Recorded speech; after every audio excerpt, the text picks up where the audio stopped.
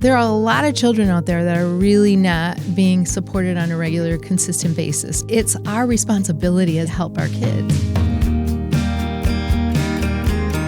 Welcome to Currently, The Conversation. I'm Christal Frost, and today I'm joined by someone whose work is reshaping the futures of young people across our region. Cecilia Chesney, representing Big Brothers Big Sisters of Northwestern Michigan, also known as Bigs Up North. Now, Cecilia, thank you so much for being here. Oh, my pleasure. Thanks for having me. You've been with the organization for quite a few years now, right? Yeah, 15 years. 15 years, which is impossible because you're only, 20 years old, right? I know, right? I think I was, 10 when I started? 10 when you started, absolutely. This is something that is near and dear to your heart, clearly, because you keep showing up, right? Yeah, it really is. It's definitely a passion of mine. Yeah. We're going to talk a little bit about that growth in those 15 years and beyond, but I wanted to start with sort of the heart of the organization. Mm-hmm. And so if someone is listening or watching right now and they might not be familiar with Big Brothers, Big Sisters, which is, I feel like, hard to believe, but there might be people out there. Can you share that mission of Big Brothers Big Sisters of Northwestern Michigan and what your work looks like day to day in this region? So Big Brothers Big Sisters is here to help youth, right? Our goal is to provide one-to-one mentoring, so one mentor, one youth, together so that they can thrive. Any child could use a mentor, right? Right. With the best family dynamics, with two parents at home, all the things, my kids could have used a mentor. They had access to us all the time. We have a lot of children that are living in single-parent homes, sometimes with grandparents. We have a lot of issues going on right now with opioids and alcoholism. There are a lot of children out there that are really not being supported on a regular, consistent basis by an adult. And it's really, in my opinion, it's our responsibility as a community to help our kids. Right. And that's what we do. We match children with adults. We take that very to heart. It's really important that we have people that are compatible, people that we know are going to really enjoy each other's company and build a bond. Yeah. And so a lot of work goes into the matching part of it, believe it or not. I would assume there'd have to be, because you want to make sure that the mentor and the mentee are going to match up. Absolutely. I mean, initially it's a 1-year commitment. So we require that from our volunteer mentors. And the reason for that is because the one thing that is certain when most children come to us is that their life is pretty unpredictable and pretty inconsistent. Right. And so the worst thing we could do is put a match together and have it go for 3-4 months and then have the volunteer mentor walk away. Right. That is worse than ever having matched them in the first place, because another individual is now letting them down. Wow. So we're really careful, and that's why it's just so important. It reminds me a little bit of like a dating thing, right? Yeah, I was going to say. Yeah. And I wonder if we couldn't have an app that would help us do it quicker. But anyway, so that's our goal. And with every match, we sit down and we build a plan, like what are our goals? Okay. What do we hope to see accomplished? The guardian or the parent is involved in that. And then we build on that. And then our mentoring specialists check in with each of the 3 parties. So the guardian or parent, the volunteer mentor, and the child on a weekly or a monthly basis. Wow. And they do those 3 interviews with that one match to make sure we're on track, to make sure things are going well, to make sure that the child is safe, that all of the things that we, predicted were going to happen are going to happen. Yeah. And then we follow up and build new goals along the way, and new challenges come. I mean, gosh, when they enter middle school, it's a whole different ball game, and the goals are different looking. And then when they get into high school, and then there's a period, and I experienced it myself with my little sister, where they kind of don't want to really talk. Right. So then you're sort of like, what am I doing here? But then I can reflect back on when my children were at those ages. Oh my gosh, yes. Because, kids are pretty consistent in how they behave. But yeah, that's our goal. And what it looks like on a daily basis is really, we're in 5 counties, and each of those counties we're in a lot of the schools. And so our team, you'll see them in the schools talking to the teachers, meeting with the volunteer mentors at the high school level. We Right. have high school mentors. We have college mentors. So they're in the schools and they're meeting and they're checking in on the kids, making sure things are going well. A lot of the time, there are family dynamics that they're crises, and we have resources, and so we do whatever we can to help. Our goal is not to just hand out. It's to help them learn to navigate these resources. Sure. But sometimes they really struggle, our families struggle, and so we're there to help them. So a lot of what you talk about within this organization is igniting the power and promise of youth, which I love that phrase. But what does it actually look like in practice? So, when you're talking about building those goals and matching the mentors with the mentees, how are you creating that spark to ignite that? Well, it is a kind of a catchy phrase, but it's a lot more than that. It's Yeah. really about helping a child realize their potential, realize that they have opportunities, that they can do the things they dream about, getting them back to dreaming again. Because a child that has trauma, a child that is maybe not doing well in school, didn't get enough sleep, doesn't have good nutrition, all of those things add up to they kind of become apathetic. Right. They go to school, but they don't care about anything. They don't, and I can relate to this with my little sister. I'll be honest. I've seen it, and it's heartbreaking. But what we can do is help build them up. And what we can do is share with them experiences and opportunities that will all of a sudden strike something within them, right? And so that's our goal. We want them to understand and believe in themselves. And that truly happens when they have someone in their corner. And even just, opening up opportunities or allowing a young person that maybe didn't think that something would be right for them. Maybe they've never seen it within their own life or with their own family experiences, but also, I think that oftentimes people get into this mindset of, well, that's for other people. This is my trek. This is where I can go. Right.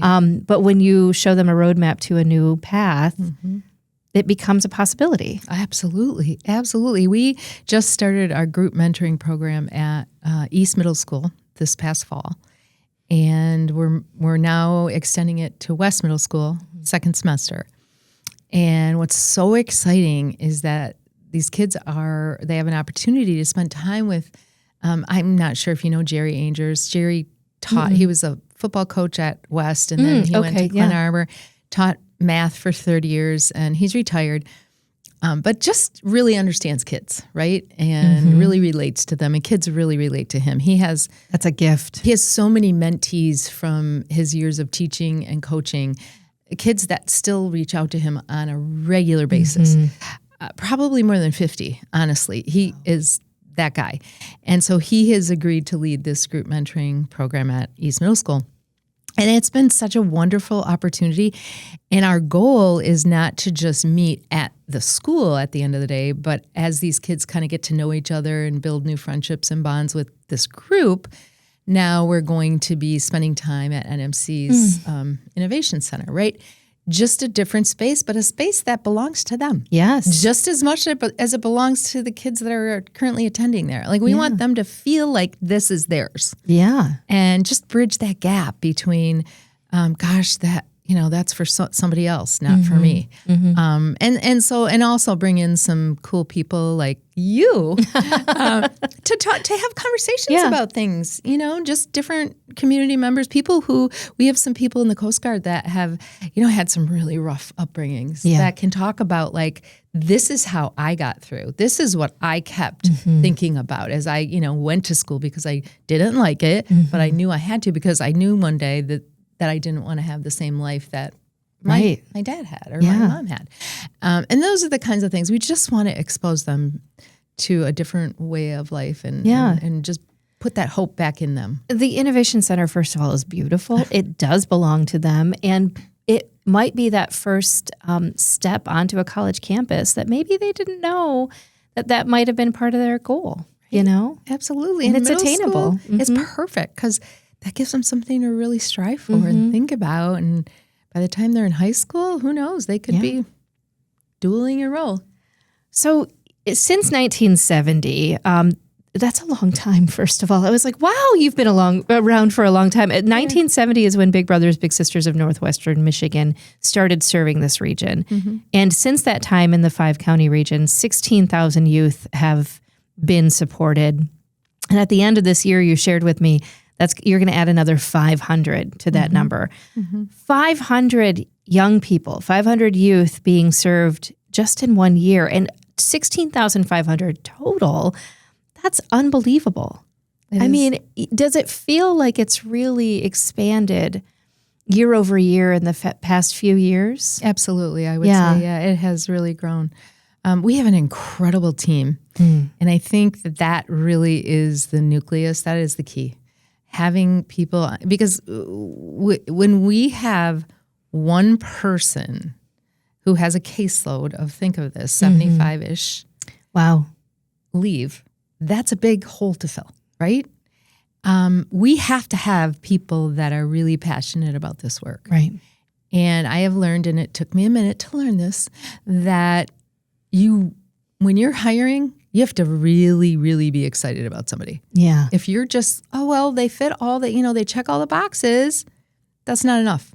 Not for this kind of work. It's not enough. You have to have someone who's really passionate about it. And it reminds me of I remember when my sister got married. I was 10 years old and I was in her wedding. And I asked her, how do you know you're in love? Like, how do you know? And she said, trust me, you know. And if you don't know, then you don't do it. You have to know. And that is how I feel about hiring now. If you're not sure, don't do it, because it can take you back. And we aren't big enough. And we have such an important task ahead of us. Like, this work is so important. These are children's lives. Yeah. We need to do it right. And, you mentioned that consistency, so important for the mentor and the mentee to, meet consistently, to have that when you tell a kid you're going to be there next week, you're going to be there next week. Equally as important when you have that caseworker, that case manager, making sure that they're making the phone calls, making sure that everybody is doing well with this partnership. And I think there's a misconception that, the families aren't involved. They are. 100% parents, guardians are involved. Everybody is involved in this relationship in some way. Yes, they absolutely are. Yeah. And a lot of our work, like I said earlier, is, really worrying about the family as well. Yeah. Because there is so much going on there, right? Yeah. And so we have to just do everything within our power to help build those relationships and communications. And oftentimes our kids are teaching their parents. Yeah. And our volunteers are teaching the parents. Yeah. That does happen. When you reflect on those kinds of numbers, though, 16,500 since 1970, and really under your 15 years, you've seen a lot of growth, and those numbers keep going up. 500 this year, more next year, I'm sure. Yeah. What do you think about that kind of legacy? What does it mean to you? Oh gosh, well, it's really humbling, honestly, and I just think about, how do we keep this going when I'm gone? Like, how do we make sure that we can keep doing this, that this will always be here to help kids?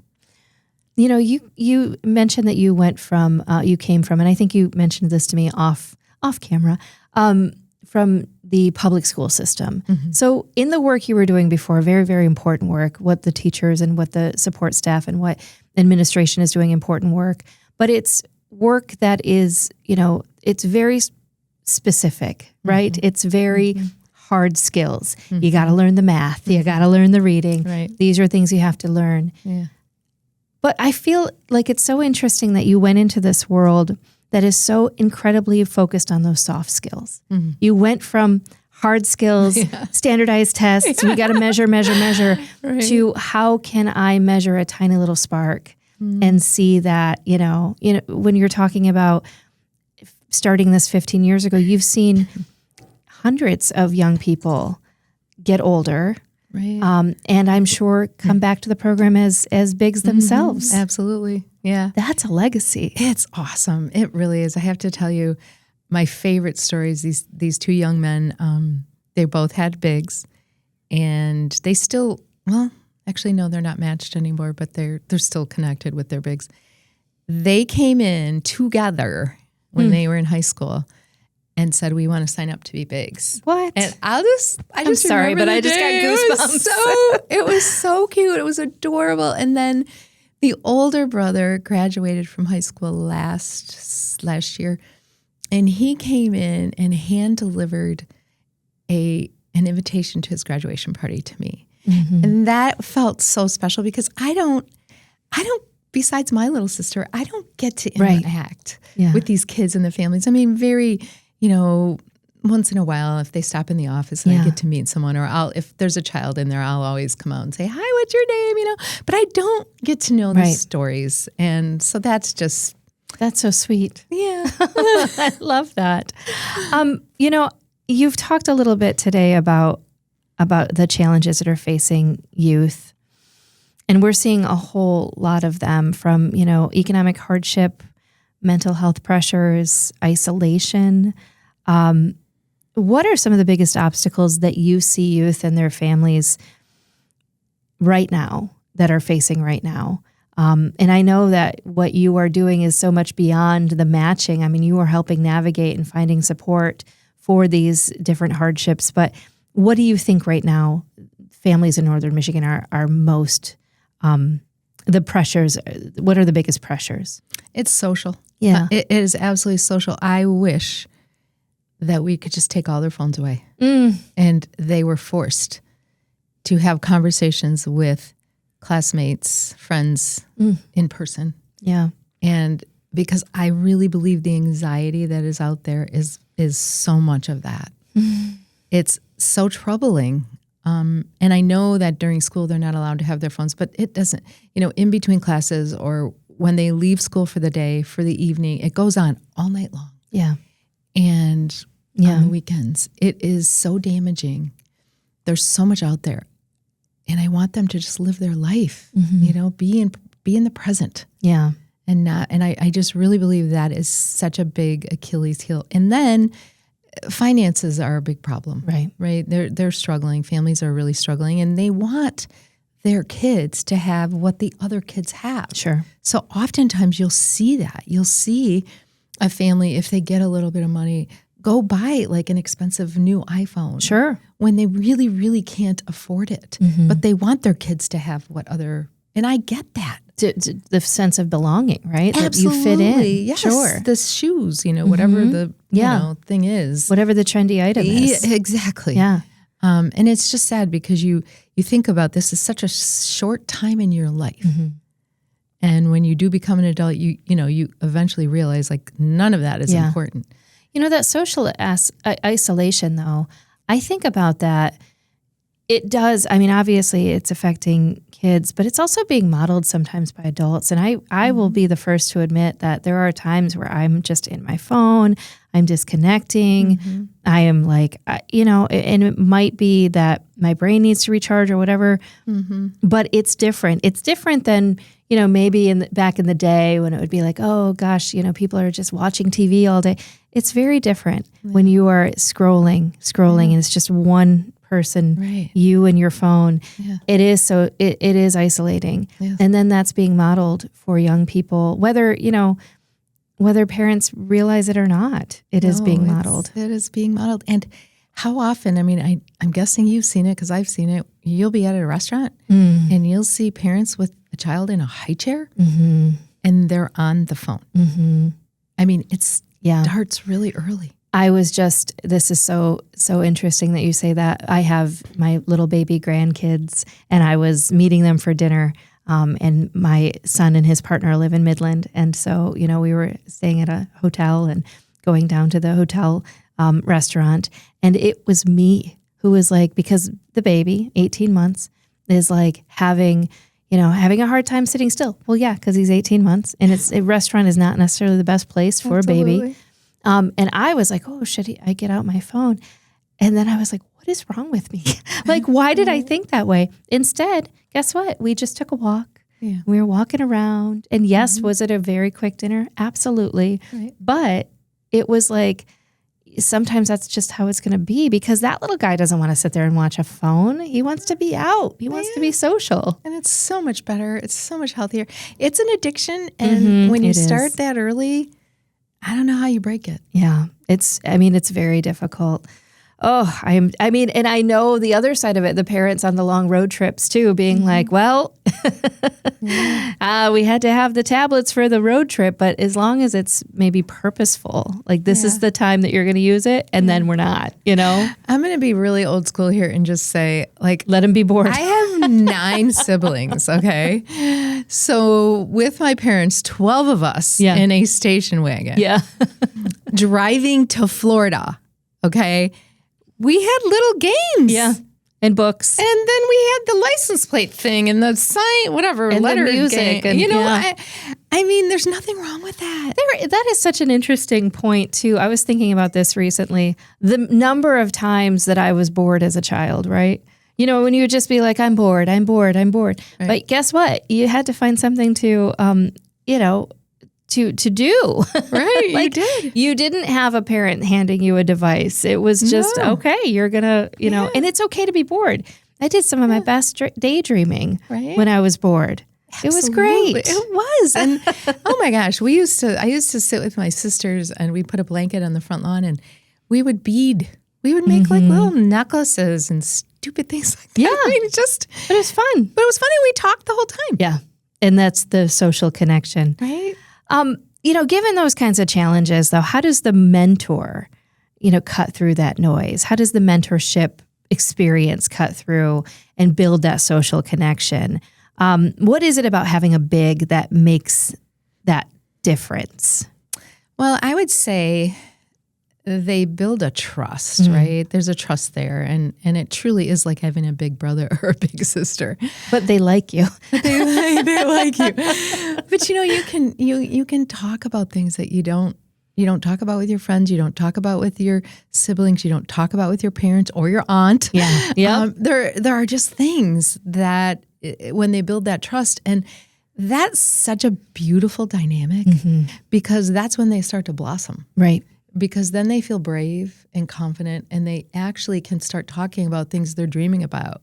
Yeah. Where, they didn't, sometimes prior to having a big, they don't even know what they're dreaming about. Yeah. They haven't unlocked those possibilities. And so it happens so gradually.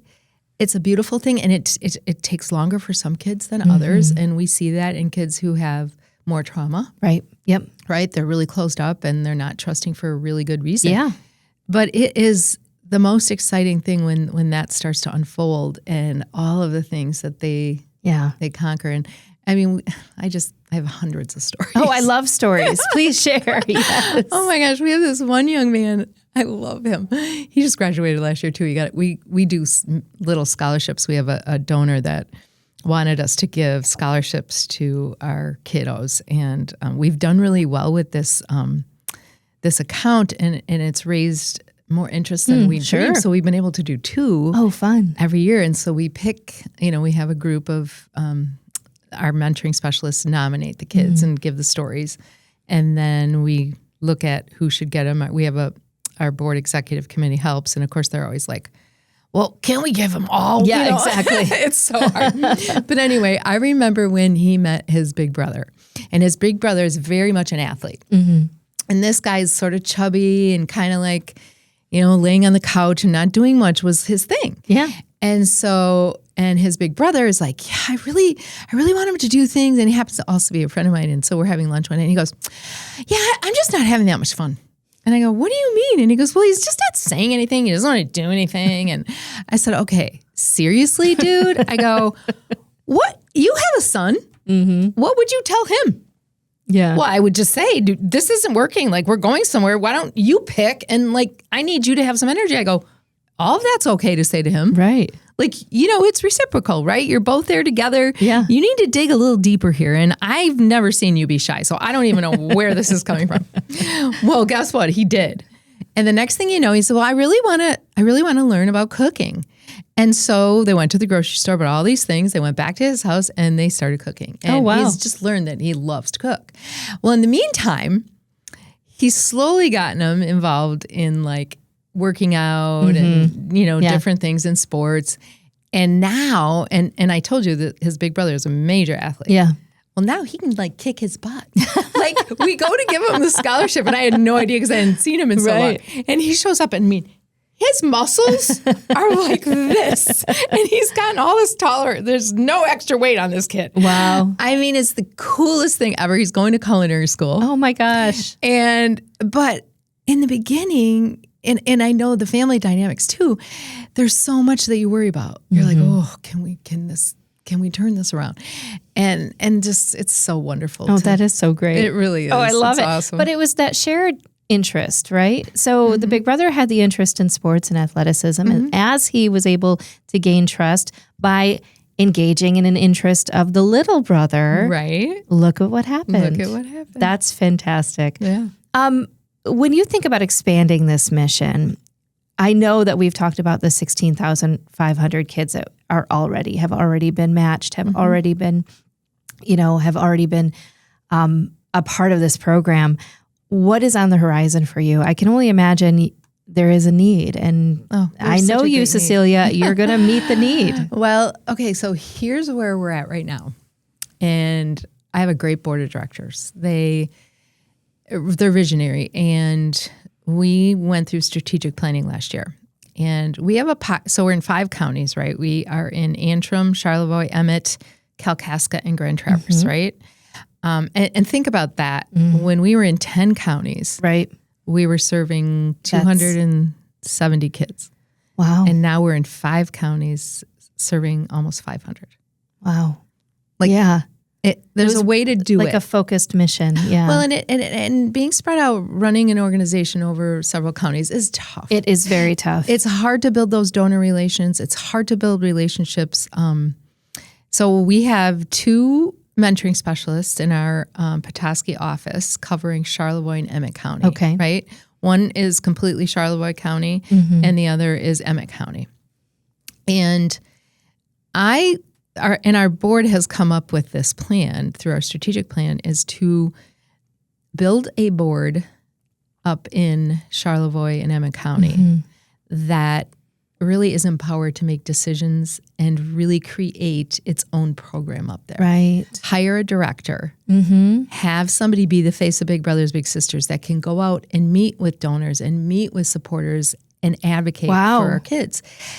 We're serving about 150 kids up there right now. Wow. With it being locally driven and the relationships local, we could build a donor base up there. Without a doubt. Like we have here. And they could serve 300 kids up there all on their own. Yeah. We could still be the governing board helping with all the operational stuff, not why reinvent the wheel. Right. All the things like accounting and all the insurance. Yeah, all of that stuff that nobody likes. Nobody likes to do. No. So, and then that would free us up to probably we could serve what we're serving total, probably just here in Grand Traverse County. I think we could raise that number to 600 or 700. Oh, wow. And my wish has always been, I've always felt based on the need that we should be serving at least 1,000 kids. Yeah, every year. And that has always been my dream. And I'd love to see that happen. I think it's going to happen. Well, 500 this year, and you have plans for, sort of reworking that model and making it a little more local focused. And that is a really good point too, because the needs are different county by county. They absolutely are. And the culture is different county by county. Yeah. So having an independent board / committee that understands that, doing their own thing. That makes sense. I love it. What do you think about, getting back to the conversation about legacy, when you think about 500 kids last year alone in our community, what do you think that is doing to our community when you have 500 kids a year growing to 1,000 at some point that have that consistent mentorship? Do you see like a blip of a change in the community? Oh, absolutely. Absolutely. You have, anything that we can do to support our children supports our community, right? One of the things that scares me is I keep hearing about the need for another juvenile detention center. Yeah. and at a cost of about $50 million to build. Yeah. And then $1,000 a day per youth. That's 3 shifts, 24/7, right? Yep.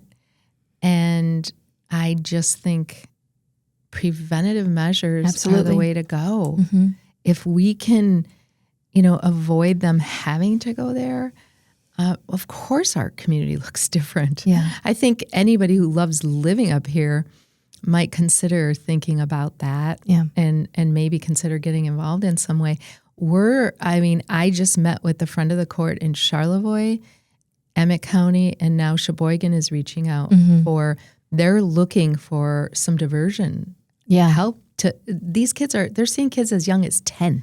Well, and that's such a good point because, in the work that I do in my day job, we're working on reentry services for people who've already been through the prison experience. They've already been through, they have a lengthy, at times, history when it comes to criminal activity. And they've gone to prison and they're coming out and they need support and they need care and they need structure.